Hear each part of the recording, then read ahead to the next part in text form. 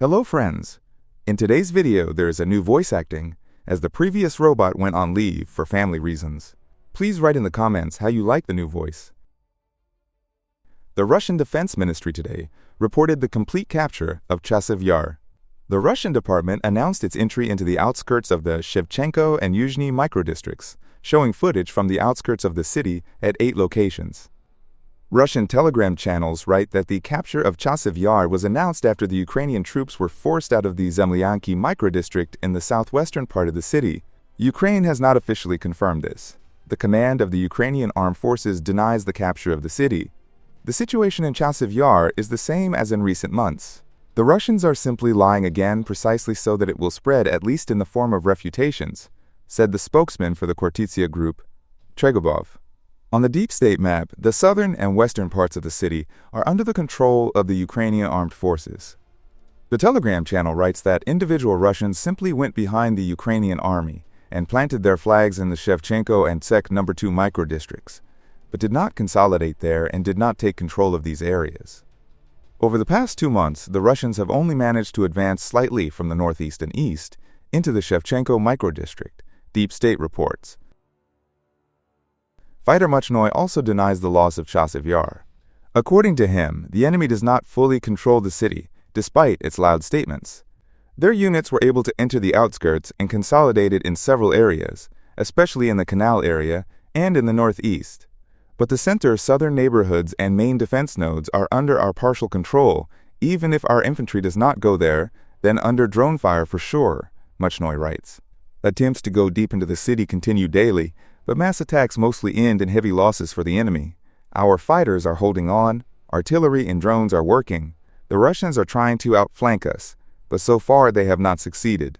The enemy was able to cling to the eastern industrial and dilapidated areas, fighting on the streets near the canal and the plant. The bulk of the city, including the center and the south, is under our fire control. The situation is changing dynamically because each block is already a front line, Muchnoy reports. A Ukrainian officer with the call sign Alex also denies the complete loss of Chasiv Yar. But at the same time, he says that over the past few days, the enemy has had a certain dynamic of advancing in the city. I would not say that they have no success there at all. Whatever one may say, but they have certain prerequisites for most of their statements, writes Alex.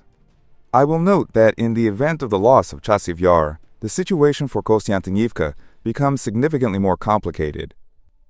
The freed Russian group may begin to advance on the city from the northeast, but for now, as we can see, Ukraine denies the loss of Chasiv Yar. At the same time, the situation near Pokrovsk has become significantly more complicated.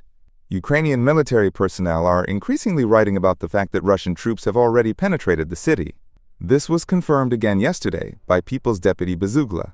According to the Ukrainian army military, we are talking about small assault groups that are penetrating Pokrovsk, taking advantage of the lack of personnel among the Ukrainian troops, due to which there is no continuous line of defense. Let me remind you that earlier Ukrainian telegram channels designated Russians in Pokrovsk as sabotage and reconnaissance groups, but now they have effectively admitted that they are ordinary Russian infantry. According to Ukrainian fighter Muchnoy, Russians are entering Pokrovsk very deeply. One of the groups was spotted in the market area. Our fighters pinpointed enemy positions. The strikes were effective. However, the Russians do not have actual control, although there are many of them roaming around the city, writes Muchnoy. Russian telegram channels report that their separate groups are reaching the center of Pokrovsk, but the Ukrainian armed forces have transferred reserves to stop the advance of assault squads in the city. At the same time, the situation on the flanks is also worsening. According to our military, the enemy has begun to consolidate in the northern part of Kotliny and is trying to advance along the railway. Our guys are not allowing the Russians to calmly pass this line, so now there are positional battles with dense work of drones and artillery. In the area of Pershy Travnia, the Russians are bypassing the settlement on the flanks.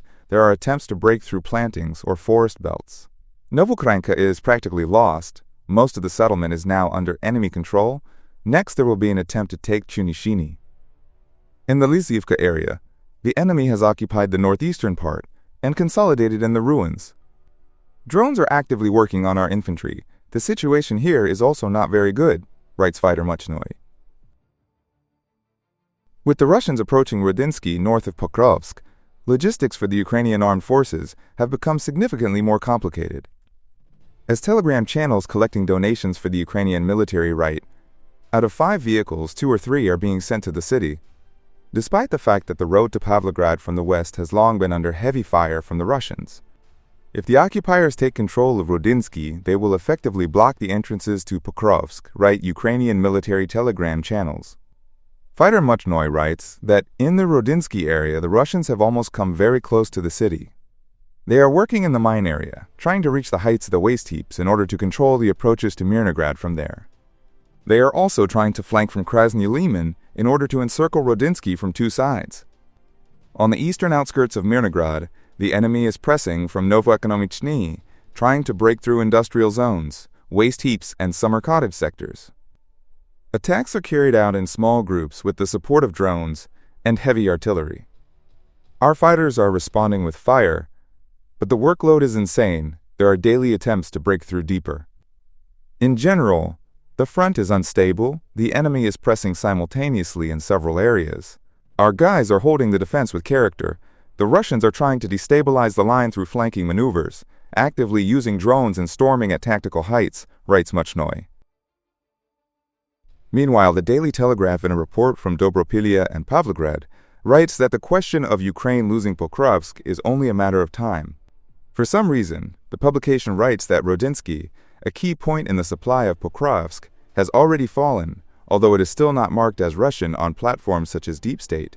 Its fall, still not marked on open-source platforms such as Deep State, signals a rapid and dangerous offensive.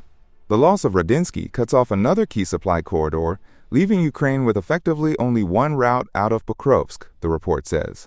The outlook is bleak, the newspaper writes, and morale among Ukrainian soldiers is low. Many have applied to be transferred to other brigades, but the process is so tangled in bureaucracy that few, unless desperate, are willing to do so. The constant threat of drones has turned even routine sorties into death traps. We will lose Pokrovsk, one soldier said. It's only a matter of time, the report says. The fall of Pokrovsk is widely expected. If it happens, the front line will be separated from Pavlohrad, an area that is extremely difficult for Ukrainian troops to defend, by only open farmland, the Daily Telegraph writes, citing communications with military and civilians in the Donbass. The question of Pokrovsk falling is not a question of if, it is a question of when. Today, its defenses are beginning to crack at the seams. Some believe that a full-scale fall is inevitable. Although Russia has not yet launched a full-scale offensive on the city itself, every day brings Pokrovsk closer to encirclement. Some soldiers predict that it could fall within days, others say weeks, the publication concludes. Friends, I want to develop and strive for higher quality content, but my 2009 computer does not allow me to do this. If you have the opportunity to help me buy a new computer and make my dream come true, I will be very grateful to you. You will find the link in the description under the video and in the pinned comment. Thank you very much and see you in the next video.